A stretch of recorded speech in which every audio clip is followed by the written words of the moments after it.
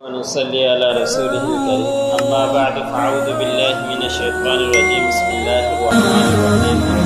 إن الساعة آتية أكاد أخفيها لتجزى كل نفس بما تسعى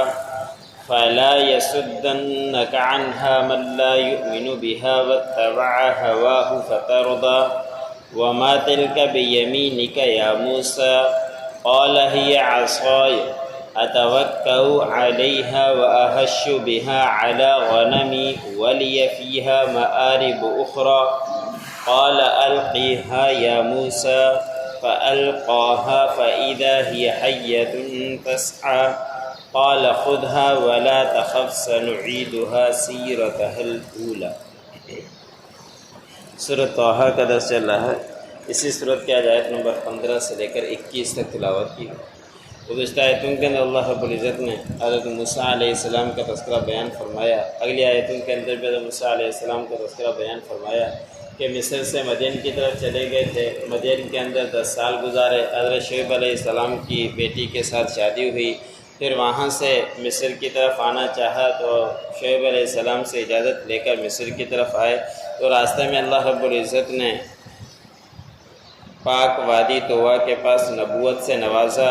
اور پھر اللہ رب العزت نے حکم دیا کہ اللہ کے سوا کوئی معبود نہیں، بس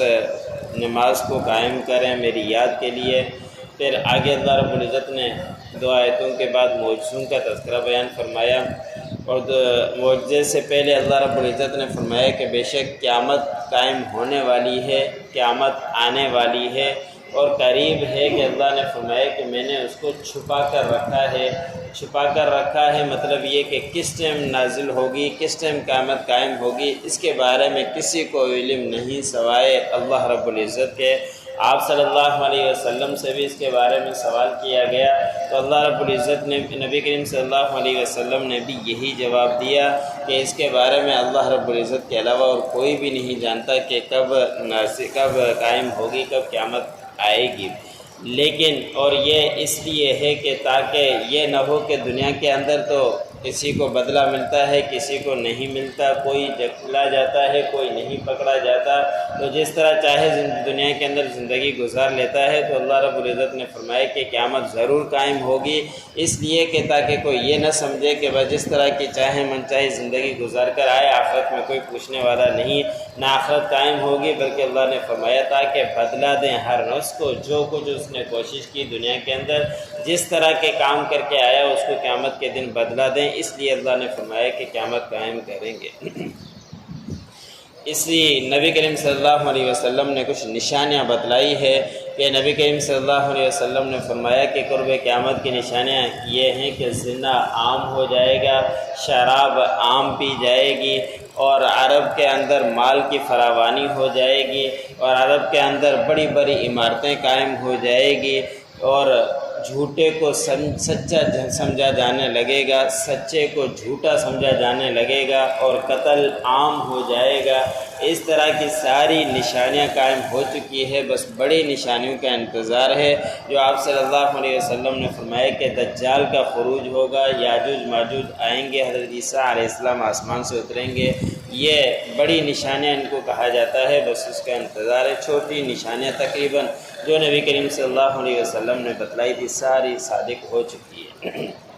آگے اللہ رب العزت نے فرمایا حضرت موسیٰ علیہ السلام سے کہ یہ آپ ان کو نہ روکیں اس قیامت کے بارے میں کہ قیامت ضرور قائم ہوگی، کہ اس کے اوپر یہ ایمان نہیں لاتے، نہ لائیں، بس یہ اپنے نفسانی خواہشات کے پیچھے پڑے ہوئے ہیں اور اس کی وجہ سے یہ ہلاک ہو کر ہی رہیں گے۔ پھر اللہ رب العزت نے جو نبی کے حضرت موسیٰ علیہ السلام کو معجزات دیے ان کا تذکرہ بیان فرمایا کہ اللہ رب العزت نے فرمایا کہ موسیٰ آپ کے دائیں ہاتھ میں کیا ہے؟ اب یہ سوال کیوں کیا گیا؟ حضرت موسیٰ علیہ السلام کو بھی معلوم تھا کہ میرے ہاتھ میں لاٹھی ہے، تو سوال مفسر نے لکھا ہے کہ اس لیے کیا گیا کہ اندھیرا تھا، کافی دیر ہو چکی تھی، پتہ نہ چلے کہ حضرت موسیٰ علیہ السلام کو اچانک معجزہ دکھائیں، ڈر جائے اور وہ یہ سمجھیں کہ میں کہیں اندھیرے میں سانپ اٹھا کر تو نہیں لایا۔ اس لیے اس کی تسلی کے لیے اللہ رب العزت نے سوال کیا کہ آپ کے دائیں ہاتھ میں کیا ہے؟ تو حضرت موسیٰ علیہ السلام نے جواب میں فرمایا کہ یہ میرے ہاتھ میں لاٹھی ہے۔ اور پھر صرف لاٹھی جواب دینے کے پر اکتفا نہیں کیا، جب کسی کے ساتھ محبت ہو اس کے ساتھ مزید باتیں کرنے کو دل کرتا ہے تو حضرت موسیٰ علیہ السلام نے مزید اس کے بارے میں جوابات دیے کہ اس سے اللہ رب العزت سے مزید میں زیادہ ہم کلام ہوں۔ حضرت موسیٰ علیہ السلام نے فرمایا کہ اس کے اوپر میں ٹیک لگاتا ہوں اور اس لاٹھی سے میں اپنے ریوڑ کے لیے پتے جھاڑتا ہوں، اور اس میں میرے لیے اور بھی دوسرے کام ہوا کرتے ہیں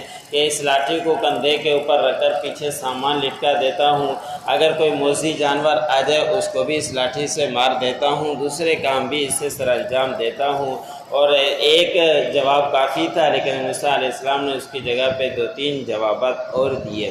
پھر اللہ رب العزت نے فرمایا کہ موسیٰ اس لاٹھی کو ڈالیے، اس لاٹھی کو چھوڑ دیجئے۔ حضرت موسیٰ علیہ السلام نے اس لاٹھی کو چھوڑ دیا، بس وہ ہو گیا سانپ دوڑتا ہوا۔ حضرت موسیٰ علیہ السلام دوسرے مقام پر ہے کہ تھوڑا سا ڈرے، خوف محسوس کیا، پیچھے ہٹے تو اللہ رب العزت نے فرمایا کہ اس سے خوف مت کھائیے، بس آپ اس کو پکڑ لیجئے، ہم ان کو عنقریب اپنی اس کی اصل حالت پر لوٹا دیں گے، پہلی حالت پر لوٹا دیں گے۔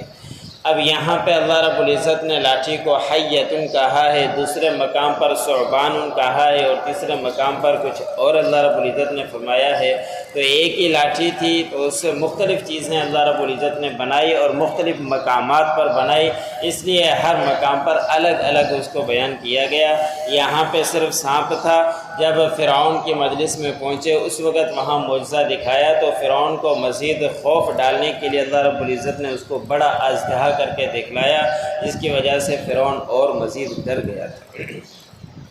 ان الساعۃ آتیۃ اکاد اخفیہا، بے شک قیامت قائم ہونے والی ہے، قریب ہے کہ میں اس کو مخفی رکھوں، لتجزا کل نفس بما تسعی، تاکہ بدلہ دوں ہر نفس کو جو کچھ اس نے کمایا ہے۔ فلا یصدنک عنہا من لا یؤمن بہا، بس آپ ان کی پیروی نہ کریں جو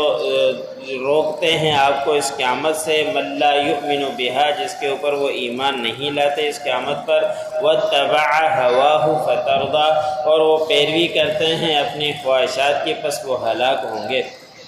وما تلک بیمینک یا موسیٰ، اے موسیٰ آپ کے دائیں ہاتھ میں کیا ہے؟ قال ہی عصای، حضرت موسیٰ علیہ السلام نے فرمایا کہ یہ میری لاٹھی ہے، اتوکأ علیہا، میں اس کے اوپر ٹیک لگاتا ہوں، واحش بہا علی غنمی، اور میں اس سے اپنے ریوڑ کے لیے پتے جھاڑتا ہوں، ولی فیہا مآرب اخری، اور میرے لیے اس میں ہیں لاٹھی کے ذریعے دوسرے بھی کام۔